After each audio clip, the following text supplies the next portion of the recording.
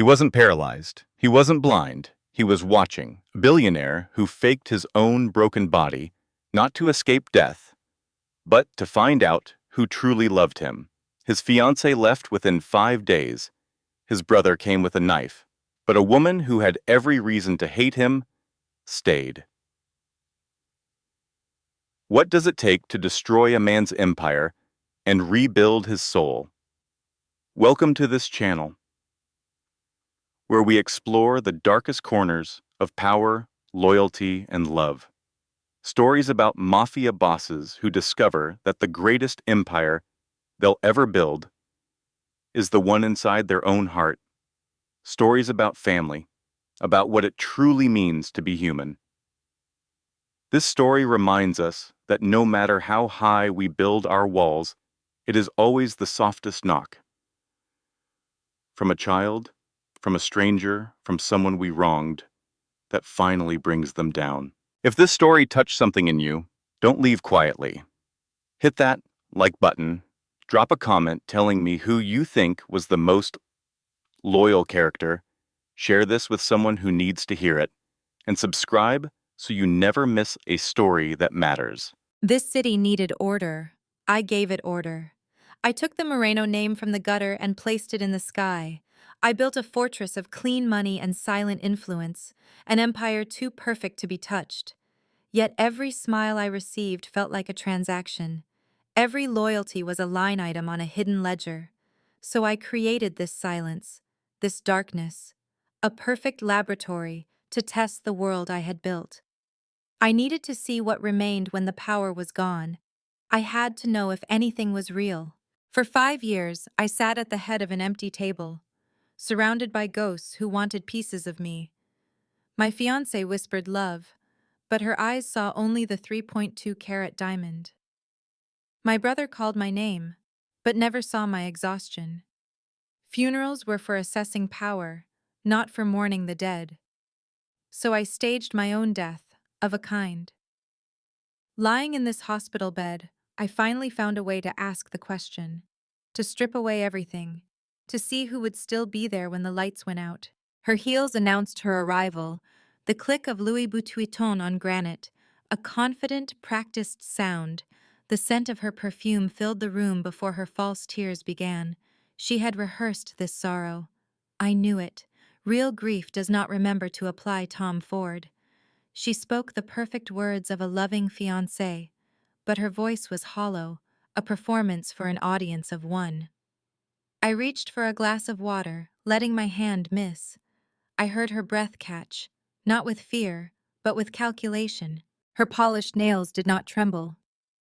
Panic does not leave time for a fresh manicure. I let my leg fall limp. I heard her swallow. It was the sound of a bad investment. The second day, she stayed for 2 hours and made 3 calls, one for her hair, one to a friend, narrating my tragedy like news. The third was to someone she called Babe. I heard it all. Each word was a piece of data. On the third day, she was late. She stayed only 45 minutes. And then, I heard the call I expected. She spoke to a lawyer. Her voice was calm, professional. She asked about the prenup, about what she would get if I were permanently disabled. Her words were not about a life together. They were about liquidating an asset. I felt no anger, only a cold, quiet confirmation of something I always knew. On the 5th day, she came to close the deal. She recited her lines about not being strong enough. Her eyes were red, but her mascara was perfect. She was the victim in her own story. She placed the ring on the table. The sound of diamond on wood was small but absolute, a final closing punctuation. Then she walked away. Her footsteps faded down the hall. I lay in the silence. I waited for the pain, for my chest to break, for anything. But nothing came. There was only a void where love was supposed to be. The real pain was not that she left. It was that I felt nothing at all. The ring had not been a promise. It was just one more transaction. Tristan came later that same day. He smelled of the cologne I gave him. His footsteps were heavy, the sound of a man who owned every room he entered. He opened his laptop before he even asked how I was. A small, neat click of a hinge. I counted his words. 11 sentences in total. The first 2 were about my health. The rest were about business. About the vacuum my absence would create. He was not visiting a brother. He was assessing a problem. And in his eyes, I was no longer a person. I was just a chair that would soon be empty, model. It was a kindness. I told myself that. My voice was steady, controlled. I listed the necessities, the transfer of authority, the documents I had prepared. He had to sign them. It was for the good of the family. The business cannot bleed because its leader is broken. He agreed. He let things move forward, but his signature was wrong. A blind man's error. A test. I knew it was a test. I did not explain the words. He did not need the words. He needed direction. I took his hand. I moved it to the correct line. Right here, brother. My voice was calm, patient. The voice of a caregiver. The voice of a leader. He did not need a lawyer. He needed me. A man who cannot see needs a man who can. A man who cannot lead needs a man who will. After he signed, I packed the papers. My work was done. I stood. I shook his hand. It is what we always did. A ritual. 3 seconds. Firm. My own palm was dry. Perfectly dry. Worry makes hands wet. Fear makes them cold. My hands were dry because my purpose was clear. This was not a betrayal. It was a transfer of power, a necessary correction. I felt nothing but resolve. I am what the family needs now. Someone clean, someone strong. We will get through this, I said. Then I left him in the dark. My visit took 14 minutes. It was efficient. I walked down that long white hall.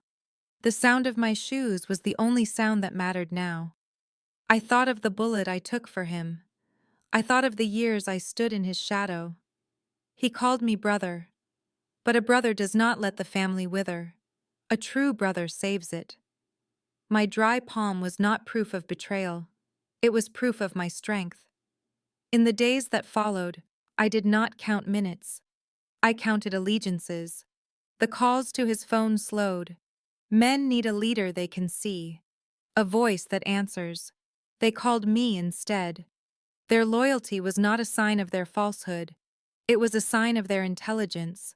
They were choosing the future. The flowers in his room began to die. I heard about it. It did not matter. Business does not stop for dying flowers. It does not stop for a broken man. The pretty cards and empty wishes were for the man who was, not the man who is. His world grew quiet. That was necessary. The noise of the past had to fade. The silence was a clean slate, a foundation for me to build upon. One day, there were no more calls, no more messages, just the steady sound of a machine keeping a memory alive. The silence was not neglect. It was acceptance. They had accepted the new reality. He sat in a chair. He wore dark glasses. He thought he was invisible. But I saw everything. People stopped pretending around him. They showed their true selves. And their true selves looked toward me. His world was quiet enough to hear dust settle. My world was loud with the sounds of a growing empire. His bodyguards took him back to the penthouse. They did not speak to him. There was nothing left to say. The past is a silent country. He was now its only citizen. I had taken his place, not out of greed, but out of necessity. His home was no longer a home. It was a monument, a vast, empty space on the 47th floor. The wind whistled through the glass. It was the sound of a vacuum. I stood there later, in that same living room. I saw the expensive furniture, the pointless art. It was a box, a tomb he had built for himself. I did not feel guilt. I felt relief. I had freed the family from this cage. The quiet was not the sound of a dead house. It was the sound of order, of peace, the peace that only true strength can bring. I did the right thing. I saved us all. The air smelled of order. It was a clean scent that cut through the suffocating quiet. Her footsteps were disciplined, the steps of someone who knew her place. Her voice was a statement of fact. I will start in the kitchen. No pity, no soft, careful tones. She saw an employer, not a broken man. For 2 years, this woman had been invisible to me, a ghost in my home. Now she was the only thing that felt real. This penthouse had become my tomb, a silent, expensive prison. Her work was the only living sound, the rush of water, the steady wipe of a cloth. Each noise was a rhythm. It was the sound of survival, a ritual to keep the chaos at bay. I understood that ritual. I respected that discipline. She was an asset. I simply had not realized it until now. Then she changed the routine. She came on days she was not paid to be here. She left food on the table, hot rice, chicken soup, homemade bread. The nurse read me the notes. The words asked for nothing. In my world, no one gives without taking. Everyone else offered pity with their hands. A touch on the arm, a pat on the shoulder. She offered food and kept her distance. It was a kindness I could accept. I needed to know her motive, so I asked her why she came. The question was a test. Her answer was a lie about dust. We both knew this place was sealed. This house had no dust. The lie was an act of respect, an understanding of unspoken rules. It was an agreement made in silence. In that moment, she became more than a cleaner. She became a piece on the board. The elevator chime was a violation. Then I heard voices I had not heard in 4 years, the voices of my children. My mother brought them. Her perfume arrived first, a ghost from a life I had destroyed long ago. She always came when things fell apart. She was there to manage the wreckage, even when the wreckage was her own son. My mother called me by a name only she used, Damien, a name from before. Stella ran to me. My daughter. She climbed onto my lap without hesitation. She smelled of candy and innocence. She asked why I wore sunglasses in the house. Her laugh was pure. It knew nothing of my world. I held her with arms that had ordered men to their graves, and my hands trembled. Arlo stood in the doorway. He was my mirror, a small, silent shadow. He did not run. He watched. He calculated. He asked what I could still do. It was not a question from a child. It was an inventory of my remaining power, cold and precise. In his gray eyes, I saw the true consequence of my life. I had not raised a son. I had forged a successor, and I chose to call it victory. This was for them, a necessary fiction. My son Arlo stood before me. He asked a simple, brutal question. What can Dad still do? For the first time, I had no answer. My power was useless against a 6-year-old boy. My daughter Stella sat on my lap. She reached for the glasses that hid my sight. I stopped her. The game would end if she saw my perfectly healthy eyes. Francesca, my mother, gave me her ultimatum in the hallway. Her voice was steel. She said they needed a father. Any father. That this was my final chance, a chance I could not afford to waste. Then they were mine, and the silence of my home was broken. My penthouse on the 47th floor began to breathe. It was chaos. Stella singing foolishly in the kitchen, Arlo dragging furniture across the stone floors. The sound was a constant invasion. I sat in my chair and watched it all, a general observing a new terrain. My daughter was easy to win, but my son kept his distance. He was the real prize. Every day he came a little closer, a slow, cautious advance. He was testing the safety of this new world. I saw his fear. I knew it was a reflection of my own. Then the woman, Reina, became a problem. My daughter found her in the kitchen. Stella asked a child's question. Who are you? She did not understand a person who cleans could also cook. To a child, cooking was an act of affection. It was a simple logic I could not refute. Stella asked if Reina was my girlfriend.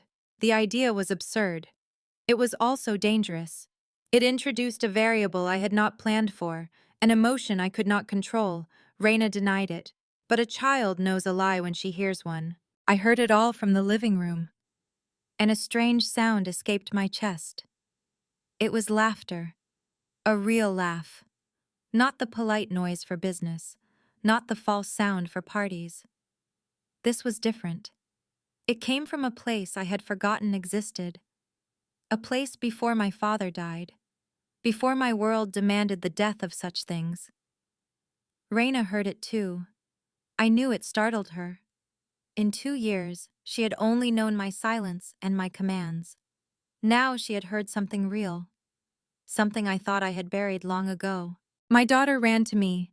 She asked what a coworker was. I had no answer. Raina was not a friend. She was not an employee. She was simply there. She wanted nothing. I had no word for that. Then my son walked into the kitchen. He faced her. His voice was not a child's. He asked her why she came every day. It was not an innocent question. It was my question. It came from a world where no one does anything for nothing. Everyone has a price. He already understood that. He was my son. It was working. The boy's door was no longer a sealed fortress. She had found a key I never could. With a single honest sentence, she accomplished more than months of silence ever did. She told him the house was dirty, and he opened his door. Just a crack. But for my son, a crack was a confession. A half-open door was the closest thing to trust he had left to give. It was a calculated risk, and it was paying off. The scent of real food filled the air, not the sterile emptiness that had haunted this place. I watched from the head of the table. My daughter Stella was talking. Her voice filled the space around the large oak table. My son Arlo ate without a word, but he reached for a second helping. This was a victory. Raina sat between them, a bridge between two broken islands. She made this happen, this small, fragile image of a family. I knew this meal was the most expensive I had ever purchased, not for the food. The cost was the lie holding us together. Every laugh from my daughter was bought with deceit. Every bite my son took was a product of manipulation. Raina's quiet care was a service I was stealing. I was building a home for my children on a foundation of ruin. Her ruin. One day the bill would come due, and I knew the price would be absolute. The children were asleep. The silence that followed was different now. It was a calm, settled quiet. She was in the kitchen, a cold cup of tea in her hands. I wheeled myself in, keeping the usual distance between us. A space of safety, a space of deception. Her presence was a constant, a quiet hum in the background of my life. For weeks, she was a function, a tool. But tonight, I needed to know more. I had to understand the variable I was controlling. I asked about her life, her real life, beyond these walls. She paused. Then she began to speak. Her voice was level. It was the sound of a story told so many times to oneself that it has lost its sharp edges. It was just a heavy, smooth stone of fact. Her husband was shot 3 years ago. 2 bullets ended his life in an ambulance. He was not a good man. She said it plainly. The truth required no apology. He was a gambler, a drinker. He hurt her, but he was the father of her son. The police closed the case. Not enough evidence. 2 words on a piece of paper that erased a man's death. Then she told me what she learned later. Her husband owed money to an organization. He had been warned. The third time, there was no warning. The organization, she said, was the Moreno family. She spoke my name without emotion, a simple fact. And for the first time, my own name felt like a physical weight. Then came her mother's illness, the staggering cost of medicine, the desperate need for a better job, for the right health insurance. And so she came here, to the home of the man whose world had crushed hers. She knew from the first day whose floors she was cleaning. She kept cleaning to keep her mother alive. She swallowed the poison to survive. As she finished, I watched her. the architect of my children's peace, the victim of my world. The two realities existed in the same person, and I chose to see only the one I needed, model. She told him a story about a pier in the dark, about the cold water of Lake Michigan, about wanting the silence the water promised. She spoke of bills, of a child's cries. She said she did not jump because her son needed her. Her story filled my kitchen. It was not the silence of control I knew. It was the silence of despair. An empire is built on bones. I knew that. But now the bones had names. Andre, Reina, Miguel. Each one a consequence. Each one a life I had altered. Tristan's reports were always clean. A problem solved. A case closed. Neat lines of text. Now I saw the truth behind them. I saw a man on cold concrete. I saw a woman at the edge of the water. "You know who I am," I said. It was not a question. She looked at my black glasses, at the lie I was living. "From the first day," she said. I asked her why she stayed. She said no one deserves to be left in the dark, not even me. After that, sleep would not come. My eyes stayed open. Every time I closed them, I saw him. A man I never met. A life I ended. I saw him fall, again and again. I watched my city from the window. 3 in the morning. A million lights pulsed below. Each light a life I kept safe. They slept because of the order I provided. Some slept soundly, ignorant of my name. Others lay awake, knowing it far too well. That is the price of peace. For the first time in years, I opened the reports myself. Tristan's perfect spreadsheets.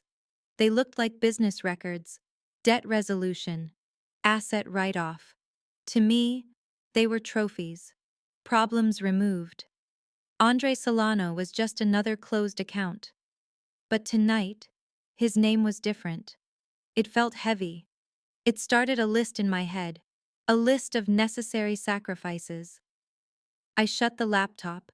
It did not help. For 5 years, my system was flawless. It kept me clean. Tristan managed the filth. He used tidy words for savage work. I signed the orders. I did not need to see the blood. It was like enjoying a meal without visiting the butcher. But now the butcher's work had a name. It had a face. It was in my home. I walked the halls that night. I stood outside my children's door. They slept peacefully. Stella held her bear. Arlo faced the wall. They would grow up and learn the truth. They would learn what their father built. I wondered if they would understand the cost. I wondered what I would say when Arlo finally looked at me with judgment in his eyes. On the 4th night, he found me in the dark. My son, Arlo. His small feet made no sound on the floor. He wore blue pajamas. His gray eyes were wide. He did not ask why I was awake. He did not ask if I was okay. He simply pulled a small chair beside mine. We sat in the silence for 10 minutes. The city hummed outside. The wind whistled. Then he spoke. His voice was small but certain. "Dad is sad in a different way." I turned to him. "What do you mean different?" "Not sad for your eyes," he said. "Not for your legs. It is a sadness inside. I feel it." "How can you know?" My own voice shook. "I do not see it," Arlo said. "I hear it. Your breathing has changed. Before you breathed normal. Now it is heavy, like something is stuck in your chest. 6 years old. He was only 6 years old. And he could hear me breaking. Not a bone. Not a leg. He heard the cracks in my soul. He heard it because he had always listened. He had learned to read the world through sound. I said nothing. I reached out and put my hand on his head. It was the first time I had touched him by choice. I needed to. I had to hold on to something. If I did not, I knew I would shatter into pieces. He did not move.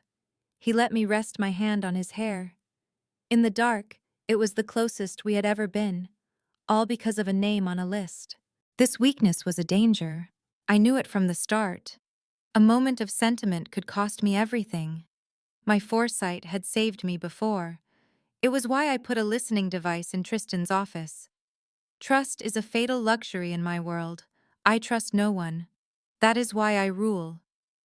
I switched on the hidden phone. I opened the app, and I heard the meeting I had been expecting. Tristan's voice, so confident, so familiar. But it was not speaking to me. It was speaking about me. The other voice was heavier. Vin Kowalski. He ran the Southside cruise. My distraction had created this. My brief moment of humanity had invited the wolves to my door. The wine glasses made a clean sound, a promise sealed in crystal and red wine. Across the table, Kowalski watched me. He did not see a traitor. He saw a savior. I was doing what had to be done. The organization was adrift. It needed a firm hand, not a ghost in a wheelchair. This was not an assassination. It was surgery. We were cutting away the sickness to save the family.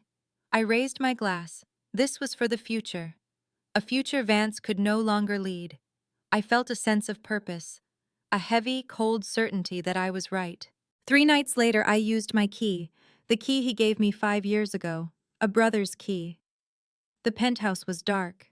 He sat in his wheelchair, facing the window, a silhouette against the city. He looked so small, so broken. For 10 years, I called him brother. I stood behind him, in the shadows. He did not turn. He just said to sit down. His voice was the same, but everything else was different. The power in the room was gone. It had been gone for weeks. I was the one holding it all together now. I could smell the cologne he gave me. It felt like a lifetime ago, a ghost of a memory. My hand found the knife at my back. The leather whispered as the steel slid free. He was blind. He was paralyzed. One quick motion. It would be a mercy, an end to his suffering, a clean start for the rest of us. I held the blade in the darkness. He did not move. He did not even tense. He just kept breathing, a slow, even rhythm, the rhythm of a man who suspected nothing. He was truly gone. The time was not right. A king's death must be perfect, undisputed. I slid the blade back into its sheath. I sat on the sofa. I talked about business, about quarterly numbers. The words were a script, a necessary performance. When I left, I noticed a woman's shoes. I saw food containers on the counter, a loose thread, an unknown variable. I asked the guards about the cleaning woman. Her name was Reina. I needed to know more. In our world, ignorance is a death sentence. My people were efficient. Within 3 days, I had a file. Reina, age 27. A son named Miguel. A mother with cancer. I read the details of her life, the bus she took, the store where she shopped. She was no longer a person. She was a collection of facts, a set of pressure points. She was leverage, a tool to ensure a smooth transition of power. That is all she was. That is all she could be. The game required it. As the elevator descended, I felt no guilt, only a grim resolve. Vance taught me that sentiment was a weakness. He taught me that we must be cold. We must be practical. I was simply following his lessons. He was the past. I was the future. The woman and her child were nothing. They were just pieces on the board. A small price to pay for stability. He would have understood. He would have done the same thing. I chose not to think of their faces. I only thought of the throne. It was time to shed the disguise. I looked at the table. Her sauce had stained the wood. A child's crayon mark was there too. These were imperfections, weaknesses. I sat without the chair, without the glasses. I waited for her. The key turned in the lock. Her scent filled the air, soap and cleaning fluids. She walked into the kitchen. Then she saw me. I watched her face change. Confusion came first, then fear, then understanding. Her mind connected the pieces. My eyes met hers directly. A blind man cannot do that. In that moment, she knew everything. She was clever. She never needed things explained. I can see, I told her. My voice was plain. No lies covered it now. I can walk. I always could. The silence that followed was different. It was not comfortable. It was the sound of a thing breaking. I watched her warmth turn to ice. Her kind eyes became steel. This was not loud anger. It was the cold anger of betrayal. The anger of a person who has been wounded too many times. She had no energy left for shouting. She simply froze. Everything was fake, she said. Her voice was flat, utterly flat. The blindness, the chair. You watched me cook for you. You watched me care for your child. You listened to me talk about my life. She spoke of her husband, her mother. Her words grew shorter. She was cutting the ties between us. You knew who killed him. You knew my pain, and you performed weakness for me. The word performed was a blade. She did not shout. She just pressed it in. You watched me cry, and you wondered if my pain was real. I started to speak. Do not. Her words stopped me. They were sharp and final. She looked at me for 3 more seconds. In those seconds, my world fell apart. Everything I had built with her turned to dust. She picked up her bag. She walked away. The door closed gently. The click of the lock was louder than any gunshot. It was a necessary trial, a crucible to find what was real. I had to become broken to see who would stay. The wheelchair was a tool. The glasses were a filter. My weakness was a test of their strength. I watched the boy stand in the doorway. He saw my legs. He saw my true eyes. His face showed no shock. It showed only judgment. He did not understand the purpose of the pain. He saw a lie, not a lesson. This was his failure, not mine. His disappointment was a shallow thing. It was the judgment of a child who had never faced a real choice. The boy said I lied. He said it flatly, like a fact, and in his simple world, it was. He could not see the architecture of the truth I was building. He asked if my love was also a lie. The question was a pinprick, a small, sharp annoyance. It was designed to wound, but my reasons were bigger than his feelings. Of course I love you, I wanted to say. That is why I had to do this. But I said nothing. His final words were an indictment, a child's verdict on a world he did not grasp. He closed his door. The test was over for him. For 2 days, the silence was absolute.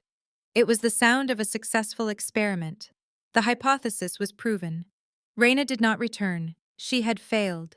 The empty doorway where she should have been was a monument to her weakness. The first morning, I watched the clock. Not with hope, but with clinical detachment. The second morning, I did not watch. The data was already collected. The boy's silence was different. It was the closing of a mind. He had learned the wrong lesson. He had learned to build walls. He would become hard. Perhaps the test had worked on him after all. The girl cried. Her tears were a constant, messy variable. She did not understand the logic. She only felt the result. Her questions were about furniture that had moved, a routine that had changed. Why is the house sad? She asked. Her sadness was an inconvenient byproduct, a necessary cost. I stood by the window that night. There was no longer a need for the chair, no need for the pretense. The city below was a web of meaningless lights. 10 million lives moving without purpose. I was separate from them. I was above them. I thought of Reina by the water. I had heard her story of despair. Before, I had felt a distant pity. Now I understood it differently. She stood on that edge because she had nothing to hold her, nothing real. She was hollow, just like all the others. I stood on my own edge, not of concrete, but of emptiness. My test had worked perfectly. It had stripped everything away. I had found the truth, and the truth was nothing.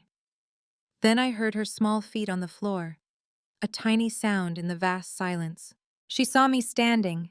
There was no surprise in her voice, only a sleepy acceptance. Children live in a world of strange facts. A standing father was just one more. I turned and faced her, my own daughter, unshielded by props or lies. She looked at me. Her need was simple. It was pure. It cut through all my logic. Pick me up, she said. Just 7 words. They were not a question. They were a command, a statement of fact. She did not ask for reasons. She did not demand an apology. I lifted her. She was only 40 pounds, lighter than my weapon, heavier than my entire world. This was not a performance. This was real. She wrapped her arms around my neck. She fell asleep almost instantly. She trusted the arms that had deceived her. A child's trust is not earned. It is simply given. It is a flaw in their design. A beautiful, dangerous flaw. I held her and looked out at the city. My experiment was over. It had been a failure. Not because I was wrong, but because the question was wrong. The prize was not loyalty. It was this weight, this breath against my shoulder. This was not a betrayal. It was a correction. I sat in the main chair, the wood solid beneath my hands. This room needed a leader, not a ghost in a wheelchair. The family required strength, and I was providing it. The men around this table understood that. They understood power. Vance was gone. He was a memory, a broken man whose time had passed. I was saving what he could no longer protect. Every meeting I held was an act of preservation. Every decision was for the good of the family. I was doing the right thing. Then the basement door opened. I did not look up at first, but the room went silent. A heavy, sudden quiet. I saw it on their faces. 14 men, frozen. Their eyes were wide with disbelief. I turned my head, and I saw him. Vance was standing. He wore no black glasses. His gray eyes were open. They were looking directly at me. It was impossible. My mind refused to accept it. The man who was gone had returned. He walked into the room, not as a cripple, but as a king. The power I held dissolved into air. The color left my face. I watched my own death walk toward me. He did not shout. His voice was low. It was the voice of a judge. "I know everything," he said. He listed my sins, the meetings, the deals, the plan to end him. He even knew about the knife. I remembered its weight in my hand, standing behind his chair in the dark. 3 seconds of hesitation. That was my mistake. My hand trembled on the table. Then 2 men stood beside me. They were loyal to his mother. They pulled me from the chair. It was over. As they dragged me away, I heard him speak to the room. He was ending the old ways. He was making the family legitimate. For his children, for some woman. The words echoed as they pulled me through the door. He would destroy everything. Everything our fathers built. He was throwing away an empire for sentiment. It was not my betrayal that was the crime. It was his weakness. I saw it clearly then. He was the one who was truly blind. He was destroying our legacy. They took me from the room. I did not fight. There was no point. His return was a miracle. A dark, impossible thing. I had underestimated him. I had believed the lie. He had played us all. The men in that room would follow him. They follow strength. And he had shown the ultimate strength. Deception, patience, revenge. I thought of the knife again. My one moment of weakness. I should have pressed it forward. I should have finished it. But I waited. And in that moment of waiting, I lost everything. He was never gone. He was just watching. He let me believe the chair was mine. He let me taste the power. Now, he was taking it all back. And he was burning it to the ground. He was not a savior. He was a fool. A man trading a kingdom for a quiet life. He was erasing our history. He was spitting on his father's grave. And as the door shut behind me, I held on to that one thought. I was not the villain here. I was the one who tried to save us, and he was the one who would lead us all to ruin. That would be his legacy, not mine. The door was open, only 6 inches. It was a precise, calculated gap. It was not an invitation, but a test. I understood this perfectly. She was giving me just enough space to prove myself. This was not about forgiveness. It was about order. My world had been disrupted, and this was the first step to restoring it. I would not force the door. That would be a crude, foolish move. Patience was the key. These 6 inches were a contract. They gave me permission to wait, to demonstrate my control. One wrong step, and the opportunity would be gone forever. So I waited. The first week passed in silence. I did not call. I did not text. I controlled every impulse. I would become the man who deserved to have that door opened completely. It was not a matter of emotion. It was a matter of strategy. I drove the old truck to her neighborhood. It was a costume, a necessary tool for this environment. Miguel opened the door. The boy was simple, a predictable part of the equation. I offered to take him to the park. It was a logical move. Her mother was sick. She had a shift. I was providing a solution. She looked at me from behind the door, her eyes weighing my intentions. She agreed. Bring him back before 5. No peanuts, no junk food. These were her terms. I accepted them. At the park, the boy ran. He was a small engine of pure energy.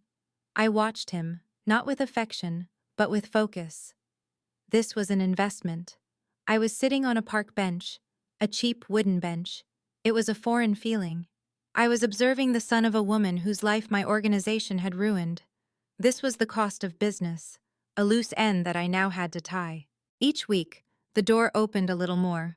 My strategy was working. I took the boy to the park. I fixed a leak the landlord had ignored. These were small, deliberate actions. Each one was a brick laid in the foundation of her trust. I was building something, not with speed, but with precision. Then came her mother's illness. The bills were a weakness, an opening. $4,700 a month. A trivial sum for me, an impossible burden for her. I created a foundation, a clean, anonymous way to solve her problem. It was an elegant solution. She would be cared for, protected. It was my responsibility. She would never have to worry about money again. She would be secure, under my care. She called me that night. Her voice was not just angry, it was fractured. She knew it was me. I had underestimated her instincts. She saw my help not as a gift, but as a form of control. And she was right. It was control. The best kind. The kind that provides and protects. I wanted to help, she said. Her voice trembled. But you are taking away the one thing I still have. She saw her struggle as a right. I saw it as a problem to be eliminated. I said I was sorry. Not because I was, but because it was the correct thing to say. It was a move in a delicate game. I had miscalculated, shown my hand too early. But her next words gave me an opening. Ask me first, she said, then hung up. Ask me next time. Those words were a victory. They meant there would be a next time. The boy, Arlo, was a different challenge. He was not innocent like Miguel. He had learned distrust, a lesson I understood well. Each morning I knocked. 3 soft taps. I am out here, I would say. Then I would walk away. It was a patient siege. On the 15th day, he opened the door. His eyes were cold. He demanded actions, not words. I don't need words anymore, he said. I need to see. He left the door cracked open. The same 6 inches. It was a chance. He wanted proof. I would provide it. Stella was simple. Children see the world with perfect clarity. Dad likes her. She likes Dad. Clean a room. It is that simple. She was right, of course. Adults create unnecessary complications. The world is a series of problems and solutions. That night on the stairs, the air was cold. Sirens echoed in the distance. I am afraid of you, she said. Not that I would hurt her, but that I would give her hope and take it away. Her fear was a sign of progress. It meant she understood my power. It meant she was beginning to surrender to it. I am afraid too, I told her. A necessary lie. You are right. You are not worthy, she said. The truth was a sharp, clean thing between us. But you do not abandon someone who is alone, she continued. It was a rule she had learned from her dead husband, a flawed man who taught her one useful thing, a lesson that now served my purpose. Then she leaned her head on my shoulder. It was a small gesture. The weight was nothing. Lighter than a weapon. Lighter than a briefcase full of cash. Yet it was the heaviest thing I had ever held. It was the weight of ownership. The weight of victory. My empire was secure. I did not move. I did not speak. I only breathed. That woman had rested her head on my shoulder. She had given me comfort when I deserved none. A year later, I sold the penthouse. It was not about the money. The business was still strong, more legal now. I was cutting away the old dangers. The penthouse was a symbol of power. But a home is not a symbol. My children needed a yard. The new house was a strategic choice. 4 bedrooms, a maple tree. It was close to her mother's hospital, close to her neighborhood. Every location was a calculation. Buying the house was a negotiation. We sat in her small kitchen. The children made their demands. Arlo needed a garage for his bicycle. He spoke of theft like a grown man. I agreed. Stella wanted a purple room, a specific shade of purple. I agreed. Miguel wanted a dog. Reina said no. He settled for a fish.